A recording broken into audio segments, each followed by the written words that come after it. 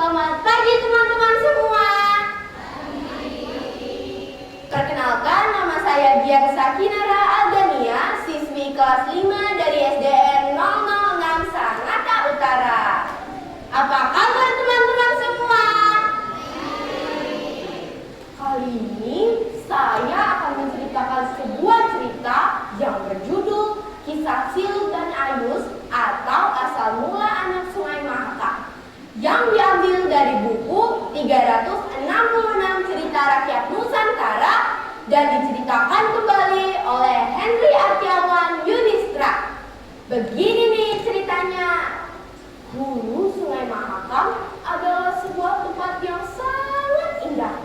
Dahulu kala di sekitar hulu terdapat sebuah pondok besar yang dihuni oleh 3 orang bersaudara. Anak tertua adalah seorang gadis yang bernama Siluk. Siluk adalah seorang petapa. Setiap harinya Siluk selalu berbelian dan berdewa untuk mencari ilmu kesaktiannya. Sehingga terkadang ia lupa makan dan tidur. Kemudian anak kedua bernama Ayus yang memiliki badan yang besar dan kuat.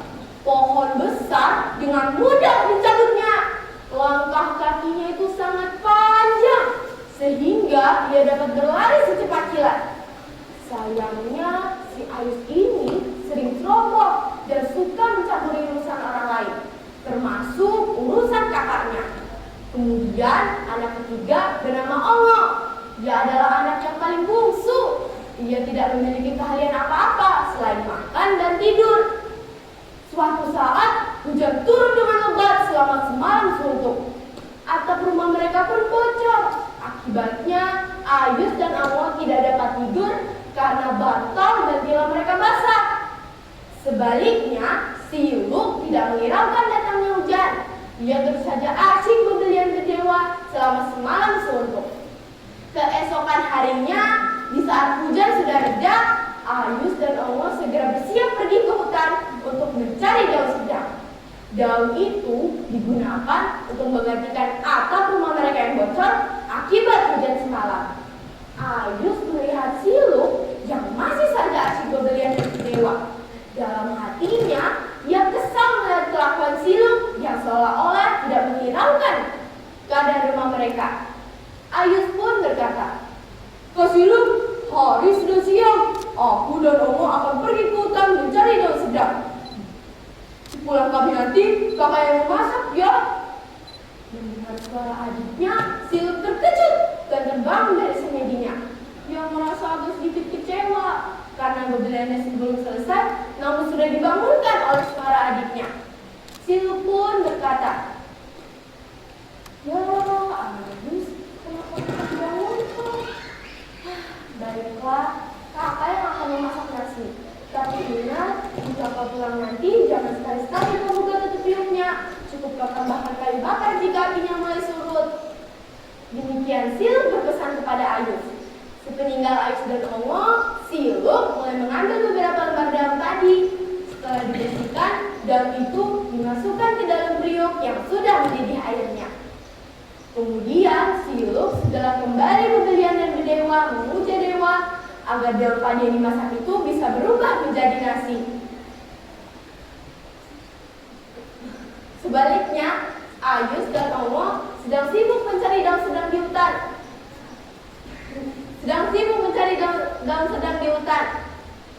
Setelah dirasa cukup, Ayus dan Ongo segera pulang. Sesampainya di rumah, Ayus langsung menuju dapur. Dia melihat periuk besar yang masih terjeram di tungku. Teringat pesan kakaknya, ia tidak berani membuka tutup periuk itu dan hanya menambahkan kayu bakar saja. Namun, timbul rasa penasaran di hati Ayus. Dia pun memutuskan untuk melihat isi dalam periuk itu. "Oh, kata kakak, aku hanya boleh menambahkan kayu bakar saja. Tapi kalau aku buka sedikit, pasti boleh." Dia buka periuk itu dengan hati-hati.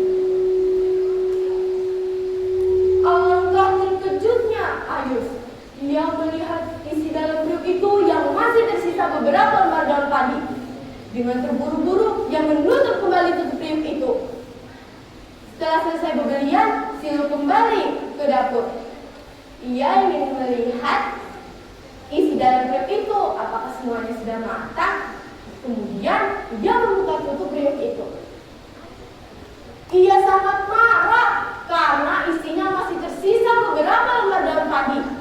Tahulah ia bahwa Ayus telah melanggar pantangan yang ia berikan, sehingga kesaktian ia dalam memasak daun padi menjadi nasi sirna. Siluk pun berkata kepada Ayus, "Ayus, kamu di mana? Ayus!" "Yoko, kakak memanggil saya. Ada apa, Yoko?"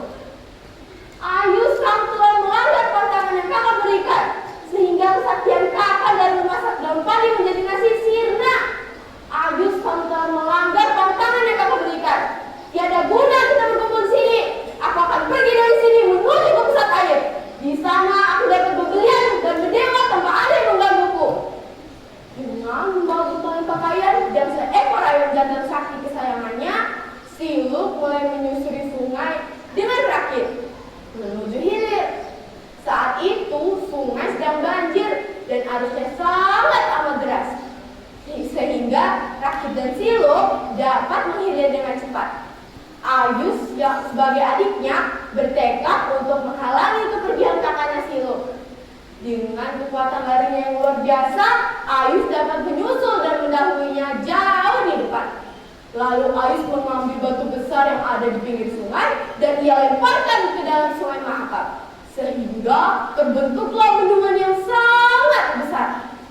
Saat Rakit Siluk hampir sampai di dekat bendungan buatan Ayus, ayam jantannya berkokok.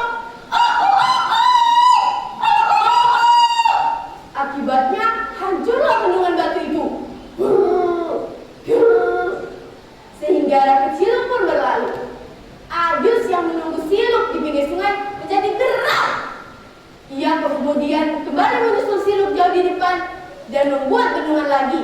Hal itu dilakukannya berulang-ulang. Namun Rakit Siluk tetap dapat menghilir karena kokok ayam jantannya. Konon nih teman-teman, bekas bendungan-bendungan itu kini menjadi keham atau jeram di hulu sungai Mahakam. Saat Siluk hampir sampai di muara sungai Mahakam, Ayus tidak dapat membuat bendungan lagi. Sehingga Ayus kembali memikirkan, apa ya yang harus aku buat untuk menghalangi Rakit Siluk, kakak? Kemudian ia menambah kuala sungai dan mengambil lumpur di tepi sungai. Pohon-pohon nipah yang tumbuh di pinggir sungai ia cabut untuk kembali dia tanam di taman buatannya, sehingga tempat itu seperti hutan nipah. Kemudian ia menunggu Rakit Siluk lewat.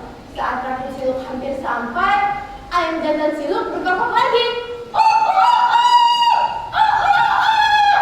Akibatnya terbentuklah aliran-aliran sungai yang kini bernama Kuala Bayur, Kuala Berau, dan delta-delta di Kuala Mahakam. Sampailah Siluk di pusat air. Tiada lagi usaha yang dapat Ayus buat untuk menghalangi kepergian Rakit Siluk dan Siluk.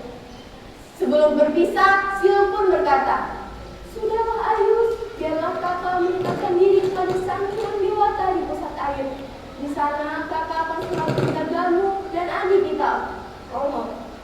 Setelah itu, Siluk bersama ayam jantannya dan Rakit Siluk hilang entah kemana. Nah teman-teman, pesan moral dari cerita ini adalah peraturan dibuat untuk kebaikan kita semua. Jadi jangan pernah melanggar